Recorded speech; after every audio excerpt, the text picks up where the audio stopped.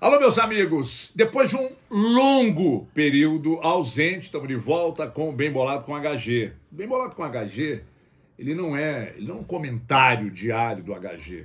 Quem sou eu para querer comentar e influenciar alguém? É um bate-papo de boteco, sem cerveja e sem tirar gosto, se bem que não seria um mau negócio se tivesse. Aí ficaria mais completo.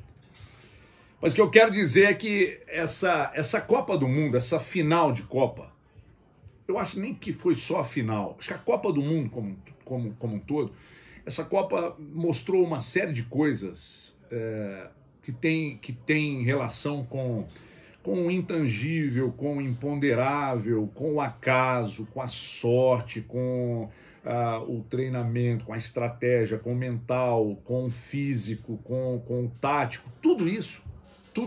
O futebol é um conjunto de tudo isso. Especificamente a final me mostrou tudo isso que eu acabei de dizer. Porque quando o Brasil foi desclassificado para a Croácia, o Brasil ganhava o jogo, no final sofreu um empate, e o que nós, depois do empate, dos penais e da desclassificação, o que a gente falava aqui? Muita gente falava, eu não vou generalizar, a gente falava que o Brasil, eu disse aqui, que o Brasil foi panda, porque não conseguiu sustentar um placar que era favorável e num contra-ataque, ganhando por 1-0, ele perdeu o jogo, ele sofreu um empate e perdeu nos penais. Aí alguém em algum lugar disse, se fosse a Argentina não tomava esse gol. Perdeu, o Brasil perdeu porque os caras dançam. O Brasil perdeu porque os caras pintaram o cabelo. O Brasil perdeu porque os caras comeram carne de ouro. O Brasil perdeu porque o Tite é ruim. O Brasil perdeu por uma porrada de coisas. Então a gente começa a buscar motivos e culpados, quando na verdade o resultado diz muito sobre e muda conceitos. Porque vamos lá, Brasil passa pela Croácia, avança e é campeão mundial. Tite hoje seria gênio. O Neymar, bola de ouro, melhor do ano, melhor do mundo. Então tudo mudaria, o Fred não seria criticado, a seleção brasileira, nós não teríamos tantos motivos, inclusive para questionar o trabalho do Tite, como se o Tite fosse um cara que não entendesse porra nenhuma de futebol. Isso não aconteceria se o Brasil tivesse avançado. Everton, mas o se não existe, existe. Existe, e eu vou buscar, no jogo de ontem da final, eu vou buscar algo que sustenta isso que eu estou acabando de dizer. Scaloni. A Argentina ganhava o jogo por 2-0 e simplesmente escamava a França no primeiro tempo. Aí veio o segundo tempo. A França vai lá, empata, prorrogação, aí pá, 3-2, 3-3, pênaltis e a Argentina campeã.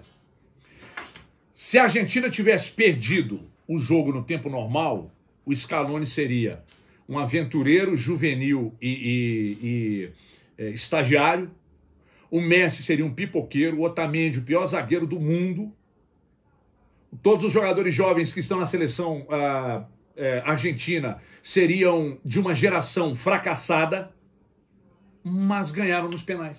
Então, diante de tudo que aconteceu, um festival de tática, técnica, físico, mental, intangível, acaso e sorte. Tudo isso formou um grupo de componentes que determinaram esse jogo de ontem. Foi um jogo extraordinário, teve de tudo. Só que vamos lá, o Deschamps fez 2 mudanças ainda no primeiro tempo. Se volta para o segundo tempo, ele toma mais 2, todo mundo ia dizer que o Deschamps era um tonto, que não conhecia nada de bola, que caiu lá de paraquedas, mesmo tendo sido campeão. Aí, se o Scaloni ontem perde nos penais, o que eu falei anteriormente, todo mundo falaria dele. Estagiário, não é assim. A Argentina tinha tantos treinadores para serem colocados ali, foi escolher um estagiário, poucos jogos, pouca experiência, e parará. E é isso que ia acontecer. Então, não dá, pelo menos para mim, para dizer que o Scaloni é um fenômeno, que a seleção argentina é um fenômeno. O Messi é. O Messi é gênio. A história das Copas eu acho que fica mais rica com o Messi, com a Argentina campeã, estando com o Messi em campo, tendo jogado tudo que jogou da segunda rodada em diante. Sabe? Então o resultado diz muito sobre nossas análises, porque é um jogo. E como é um jogo, todos os componentes que eu disse aqui anteriormente fazem parte dele.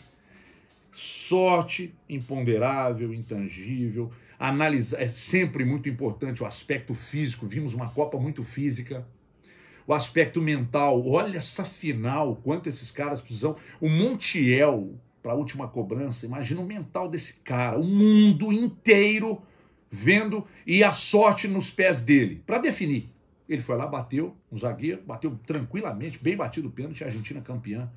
Então, aspecto físico, tático, mental, técnico e tudo isso que eu falei, isso compõe um jogo de futebol, compõe um torneio como Copa do Mundo e, infelizmente, o resultado diz muito sobre nossas análises. O Tite fracassou na Copa da Rússia, fracassou agora e não vale mais. As pessoas questionam o Tite, que antes da Copa, que chegou à Copa com 80% de aproveitamento. Pergunta em qualquer seleção que está buscando treinador aí, se você apresentar um treinador com o currículo que o Tite tem, eles vão querer. Everton, você está defendendo o Tite? Não. Eu estou dizendo que ganhar eleva o patamar, mesmo que o cara não seja um primor, sabe? O suprassumo da competência, mas o resultado eleva. O Otamendi antes da Copa, gente, era tido e havido aí como um zagueiro caneleiro. E esse cara foi campeão, e hoje alguns colegas que falavam que o Otamendi era caneleiro, hoje, pô, Otamendi. Eu acho o Otamendi um bom zagueiro, nada mais que isso, um bom zagueiro. Então, resultados elevam, aumentam, sobem um sarrafo do currículo e, ao mesmo tempo, resultados negativos destroem carreiras. Destroem. Acho que da França, não. Pela forma como tudo foi construído nessa final. Mas para muita gente que passou pela Copa, é fim de linha, é fim de ciclo. Perdeu, tá tudo errado. Ganhou, tá tudo certo.